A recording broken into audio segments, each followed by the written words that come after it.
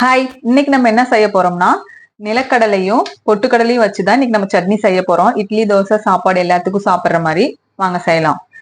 பாருங்க, ஒரு பேன் வச்சுக்கோங்க. ஒரு அரை ஸ்பூன் மட்டும் ஆயில் விட்டுக்கோங்க. ஆயில் நல்லா சூடேறதுக்கு அப்புறம் நம்ம எடுத்து வச்சிருக்க நிலக்கடலைய இதுல சேர்த்துக்கோங்க.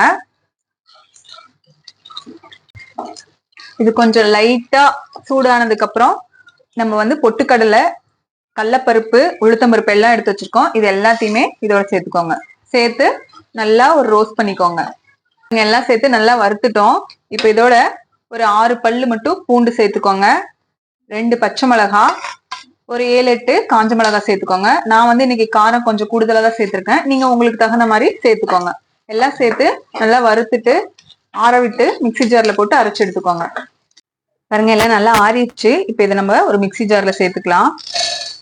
சட்னிக்கு தேவையான அளவு உப்பு சேர்த்துக்கோங்க. கொஞ்சம் புளி சேர்த்து ஒரு டம்ளர் தண்ணி ஊற்றி நல்லா அரைச்சு எடுத்துக்கோங்க. பாருங்க, நம்ம சட்னி நல்லா இந்த பதத்துக்கு அரைச்சு எடுத்துக்கிட்டோம். இப்ப இதை தாளிச்சு எடுத்துக்கலாம்.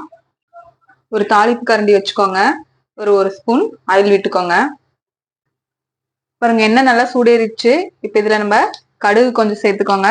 கடுகு நல்லா பொரிஞ்சதுக்கு அப்புறம் ஒரு கொத்து கருவேப்பிலை சேர்த்துக்கலாம். அவ்வளவுதாங்க, நம்ம சட்னி தாளிச்சு எடுத்துக்கிட்டோம். நீங்களும் இந்த மாதிரி செஞ்சு பாருங்க. இந்த வீடியோ உங்களுக்கு பிடிச்சிருந்தா லைக் பண்ணுங்க, ஷேர் பண்ணுங்க, சப்ஸ்கிரைப் பண்ணுங்க. பாய்.